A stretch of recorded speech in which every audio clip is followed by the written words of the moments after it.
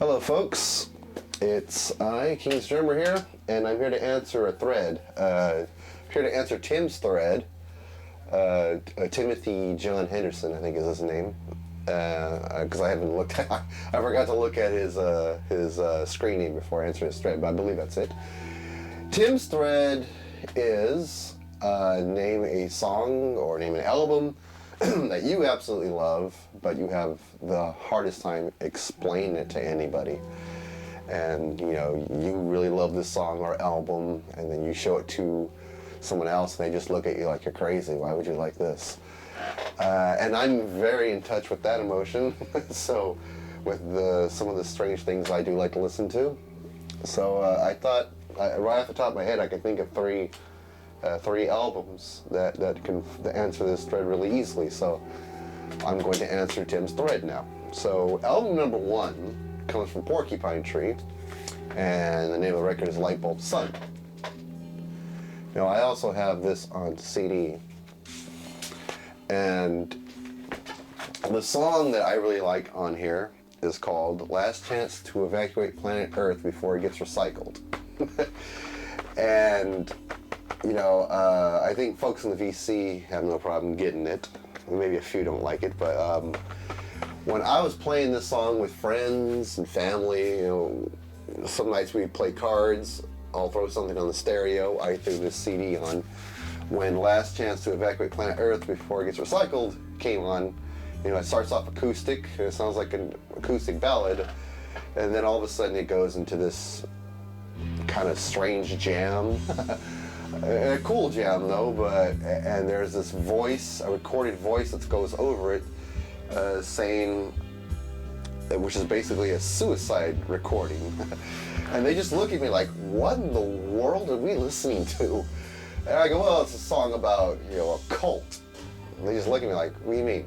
And it's like, well, back in the day, there was this cult called Heaven's Gate, and they claim they've come down to Earth to visit and observe the planet.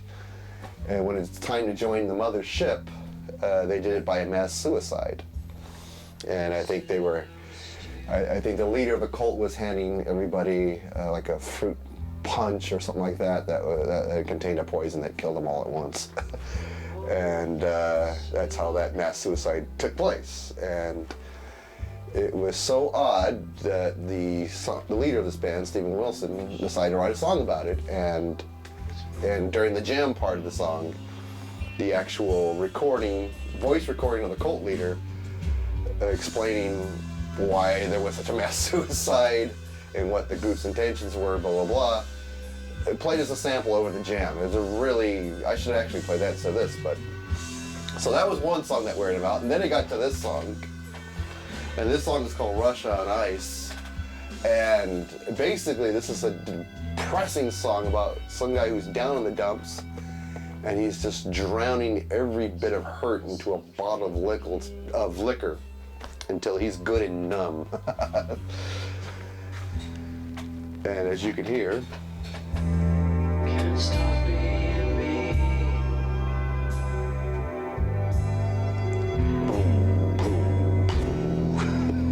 If I call, will you? not exactly the most feel-good song you've ever heard, but something about songs about pain and suffering, if it's done pretty cool, I love it, and I love this one.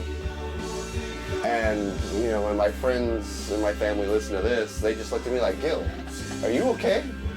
Are things okay at home? And you're like, they're checking my arms for if I've been cutting myself or something.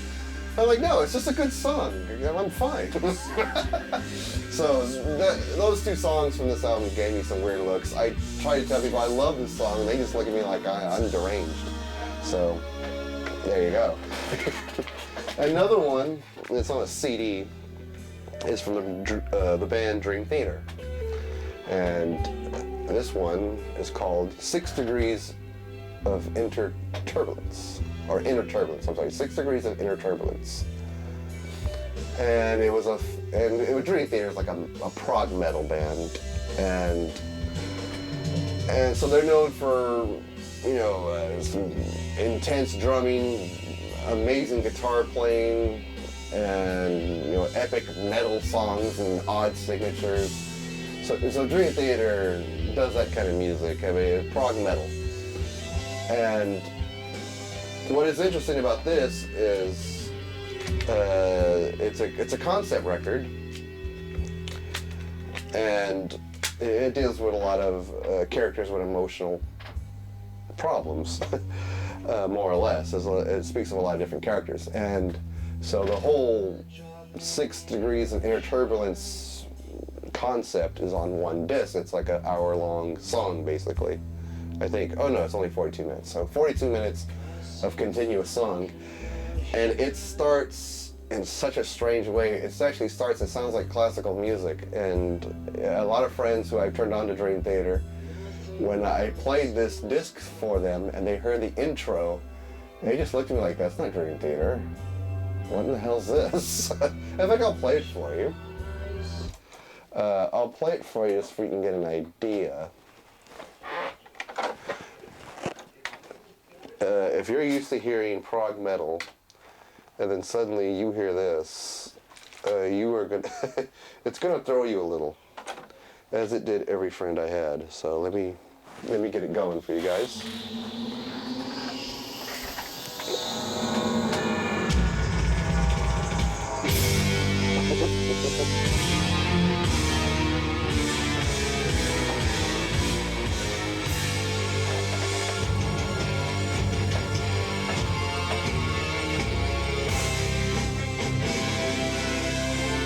Anyway, when you're used to hearing prog metal, you're like, what the fuck is this?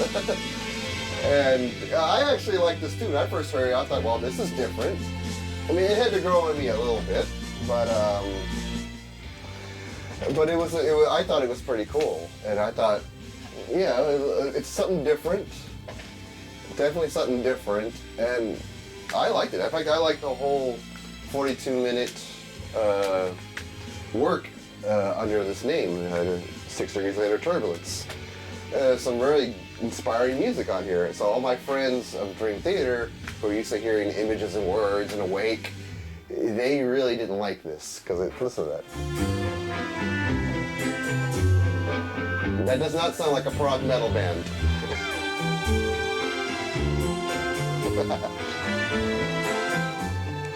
So even friends I turned into fans of this band, I tried to explain what I liked about it, and they just looked at me like I was a pussy. So that's one that I remember very well. And the one that cuts the deepest comes from this band, Genesis. And the album is Seconds Out. The song is called Supper's Ready.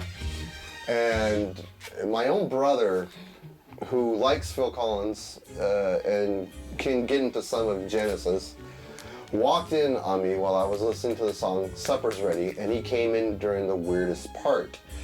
And that part was what I always refer to as the singing flower part. And fans of Genesis will know what the fuck I'm talking about. And it comes in the middle of the song, and it is such a strange part of the song. It is just so weird. And my brother, who only likes funk and metal, walked in during the singing flower part of the song. And he just looked at me like, what in God's name is that? Is that Phil Collins? And I'm like, yeah, well, yeah, it's a song called Supper's Ready, and it's a concept piece, and right now the character is surrounded by flowers that start to sing and dance, and this is the song that these flowers are singing to the character during this 20-minute epic. And he just looked at me like, dude, that's retarded. And I really couldn't get him to like it. I tried to explain as best I can. Oh, it's all about an exorcism, more or less, and it's the good triumphing over evil. And it's pretty epic at the end. And I think he stuck it out from from from the singing flower part all the way to Apocalypse in 9/8, and he just looked at me like I had enough, and he walked away. And they're like, "This sucks," and I just couldn't swing because that "Supper's Ready" is like my favorite Genesis song. It's so awesome. It was during the Peter Gabriel era, but you know, especially on this album, the great version, live version of "Supper's Ready" from Genesis, just awesome. Anyway, that's gonna do it. That's my tales of embarrassing songs that mean a lot to me and mean nothing to no one else. And Tim, I hope this answers your thread, and look forward to seeing what everyone else throws out there. So, see you guys in the next video.